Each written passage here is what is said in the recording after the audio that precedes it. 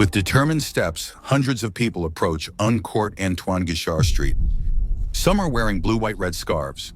Others are wearing colorful work vests. And all of them have their eyes fixed on the casino headquarters. This is a serious moment. May 26, 2023. The group made them a promise. Yes, casino will be taken over by another company, but their jobs will never be put at risk.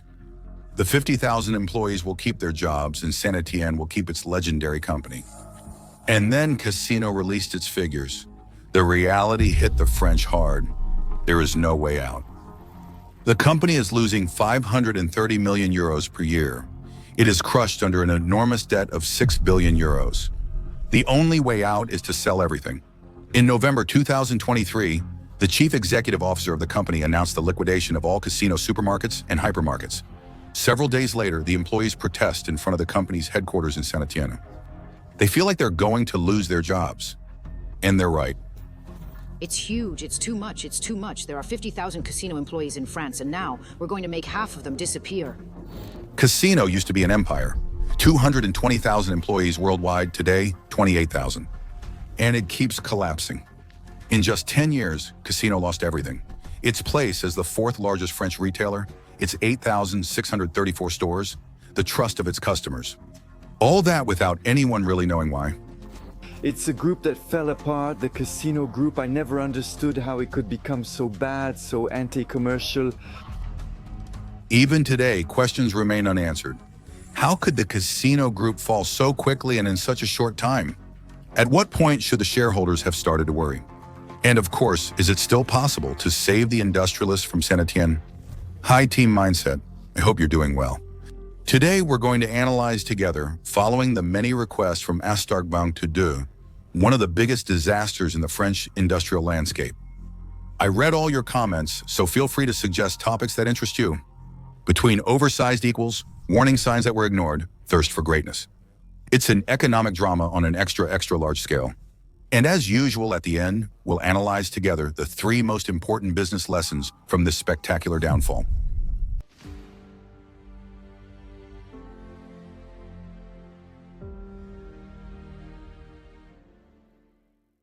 The story of Casino begins, like many others, in the mud, in sweat, and deep in rural France. More precisely in Fours, in the Loire region. It was there on July 21, 1867 that Geoffroy Guichard was born. If you're from Lyon and a soccer fan like me, this name definitely means something to you. And if that's not the case, don't worry, we'll come back to it later. Geoffroy is the son of a grocer and marries Antonia Perrichon at the age of 22. And in 1892, he takes over a grocery store set up in a former Lyric casino in Saint Etienne, which is where the store gets its name. Geoffroy then decides to turn the grocery store into a general food store. The success is immediate, so much so that in April 1898, Geoffroy Guichard opens a branch in Vosges. 4 months later, he takes it up a notch. With his father-in-law, Geoffroy founds the Society of Casino Stores and Economic Food Establishment. On the paperwork, the company name is written as Guichard Perrichon and Company. Geoffroy and his wife own 35% of the shares. The rest is divided among the 75 other shareholders. The Casino Group was born. Immediately, Geoffroy shifts into second gear. As early as 1898, he had factories and warehouses built in Saint Etienne. In these buildings, he produces bread, oil, chocolate, roasted coffee, and alcoholic beverages. He also establishes branches in all corners of France. In September 1904, Casino reached a milestone. They opened their 100th store. It's located in Le Master in Ardèche. However, Geoffroy doesn't only think about money. Casino is one of the few employers that emphasizes the well-being of its employees. The company sets up a social welfare fund and retirement contributions. It also provides birth bonuses, family allowances, and creates a sports association. Today, this might seem normal, but in the 1900s, it was a real revolution. In Saint Etienne, Casino is not just a company, it's a local institution.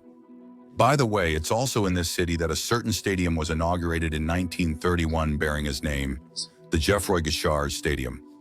It was largely financed by Geoffroy himself, and it was initially intended for the sports activities of the Casino Stores Society's club. This once again shows his commitment to the well-being of his employees and the Saint-Étienne community. Today it is the home of Association Sportive Saint-Étienne, an iconic French football club, and it still bears his name. This shows Geoffroy's lasting impact on the city. So when he passed away in 1940, the whole city was in mourning. He left behind a thriving business with 300 branches and 2,000 employees. His legacy goes far beyond the commercial aspect. He laid the foundations for a socially responsible company, deeply rooted in its community. And it's a legacy that his son, Pierre Guichard, fully intends to build upon. Geoffroy is the one who laid the foundations of Casino, and Pierre will lead the group into the industrial era. During a trip to the United States, Pierre discovers self-service. It's love at first sight. In 1948, Casino opens its first self-service branch, still in Saint-Étienne. 2 years later, the company stands out with another innovation, cold storage rooms. For the first time, stores have the ability to keep food fresh. This strengthens the cold chain and the quality of the products. In the process, Casino does something absolutely unusual for the time. From now on, an expiration date is written on all products. Once again, for the time, it's innovative, and above all, it establishes Casino as a quality player. And it does not stop there. On May 18, 1960, all the top people of France gathered in Grenoble. Pierre Guichard inaugurates Casino Supermarket, the first in France. 10 years later, the scene repeats itself. This time it's in Marseille, and it's not a supermarket, but a hypermarket. From its beginnings as a neighborhood grocer, the group has only kept the geographical proximity. From now on, everything is bigger, more mechanical, more industrial. In 1976, the company expanded directly into other countries. First the United States, then Taiwan, followed by Colombia and Brazil. Like an oven that runs 24 hours a day, Casino always needs more. More space, more products, more market share. And it's to quench this thirst for power that, in October 92, Casino will let the wolf into the fold.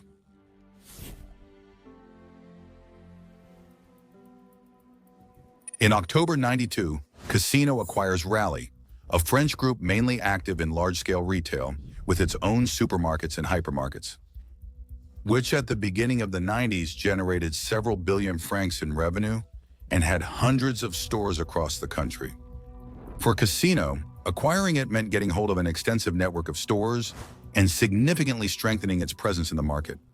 Years earlier, Rally was bought by a man who would change the fate of Casino, Jean-Charles Nahouri. In the industry, he is nicknamed the Mozart of finance. A doctor in mathematics and a graduate of École Nationale d'Administration, Nahouri is a brilliant financier who worked in tax administration, then for Rothschild Bank, before founding his own investment fund, EURIS Société par Action Simplifiée. It was through this company that the Mozart of finance would acquire the Rally Group. And in October 1992, when Casino is looking to expand its activities, he makes them an unbeatable offer. Rally gives them all of its distribution and catering businesses. If Casino gives him shares as well as voting rights, keep this information in mind because it's going to be crucial later. At first, things go extremely well. He has an excellent relationship with Antoine Guichard, the founder's grandson and chief executive officer. Both of them will work to keep growing the company. Casino multiplies acquisition. Franprix, Niederprix, Cdiscount, Le Mouton. The results follow. The understanding between Guichard and Nahouri is perfect. The Mozart of finance plays his part without a single wrong note. And the company grows before your very eyes. But behind the scenes, another tune is starting to be written.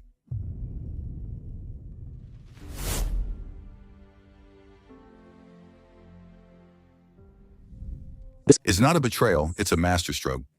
Originally, Rally was just a supermarket company, but in the hands of Jean-Charles Nahouri, it became a Trojan horse. It's 1997. Another major group promotes, tries to take over Casino by force. This is what's called a hostile takeover, a financial attack to take control of a company without its consent. Nahouri doesn't let it happen. He responds by launching a counter-takeover bid. And for that, he uses Rally, a company he has already controlled for several years. In just a few weeks, he buys enough Casino shares to gain the upper hand. And against all odds, he is the one who wins. At that point, he is not yet the chief executive officer, but he becomes the main shareholder. And in a company, the one who has the most shares has the real power. Jean-Charles Nahori now controls Casino without needing to raise his voice, without even sitting in the boss's chair. For 8 years, he stays in the shadows. And then in March 2005, everything changes. Nahori is appointed Chief Executive Officer of Casino. Officially, definitively, the Guichard family, founders of the company, is pushed aside. The Casino Group, born in Saint-Étienne in the 19th century, is turning a new page. It will never be managed the same way again. And very quickly, we understand that Nahori's method is anything but traditional. His strategy is growth. Always more, always faster. In France, he buys up everything that moves.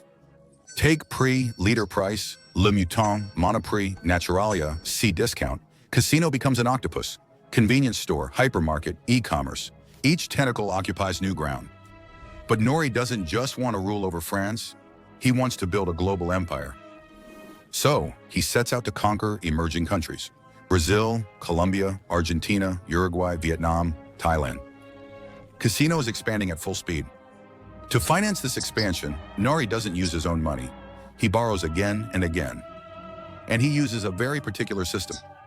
A stack of companies he controls, all like Russian nesting dolls. At the very top, there's Jean-Charles Nahori.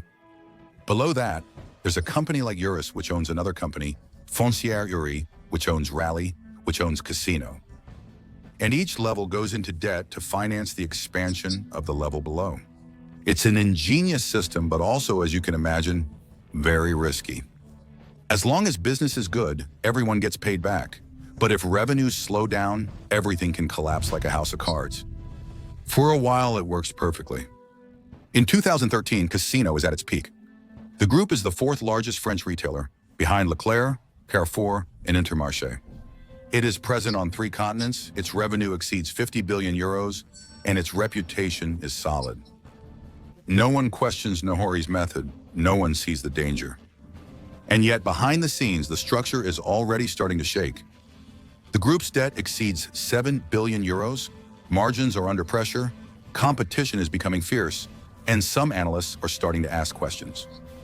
The storm is approaching, but no one knows yet that it's going to hit this hard.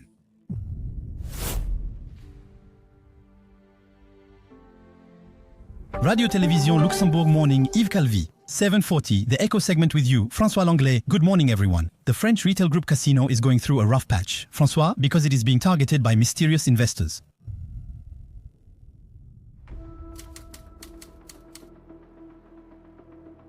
The world of finance is in shock. Muddy Water Limited Liability Company, a British fund, publishes a note titled, "When Genius Fails." According to Muddy Water, Casino is artificially inflating its performance. The results would not be as good as they seem. In fact, the company would be an endless financial sinkhole. After that, Casino is attacked by hedge funds. The company becomes the target of what's called the shortage technique. That's what it's called. You borrow shares, millions of shares on the financial markets. Second, you bet on the stock price going down, just like betting on a soccer match, you make a financial bet. And third, you cause that drop by selling off massively. And then you make it known so that other investors start selling too, hoping that they'll also make money. Of course, if everything goes as planned, you win your bet, meaning you make a lot of money. The price of Casino stock drops, and Nahori changes his objective. Expansion is no longer the goal, but rather reducing debt. To do this, he combines 2 approaches. Casino starts selling off some of its assets, which include properties and subsidiaries. At the same time, the company tries to improve its operational results. To do this, the group increases its margins by keeping prices high. But that's a mistake. Without meaning to, Casino is shooting itself in the foot. Its stores have always been more expensive than average. In the beginning, customers at Casino were willing to pay. They did it for the perceived higher quality and for the convenience. But in 2015, things are different. It's the era of discount companies like Lidl and Leclerc. The gap is huge. On average, Casino is 35% more expensive than Leclerc. By the way, if you're interested in either of these 2 companies, let me know in the comments because their stories are just as fascinating. In short, customers are leaving. I used to go there from time to time, but I've changed my habits a bit. I felt like it was a bit of an old-fashioned store. The grocery store had been more expensive than its competitors for a long time. So we only went there for emergency shopping. Casino keeps sinking deeper into an abyss of debt. In May 2019, the company was placed under accelerated financial protection by the commercial court. A restructuring plan is then approved, which includes selling off some of its stores, especially in Brazil. A year later, COVID hits. The other brands lower the prices of their food products. Casino keeps theirs the same. It's the final blow. It takes the group 3 years to realize their mistake. Casino then lowers its prices by 10%, but they will still remain 25% more expensive than those of the competition. May 26, 2023, there's no way to escape reality anymore. Casino's debt is then estimated at more than 6 billion euros. The group is taken over by a rescue consortium led by Daniel Kretinsky, a discreet but highly effective Czech billionaire. Kretinsky is the kind of man who buys up the pieces of collapsing empires. In France, he already owns shares in Le Monde, TF, unchecked, and even Électricité de France. He's a strategist who will never miss an opportunity. With other investors, they take back control of Casino, erase part of the debt, and restructure.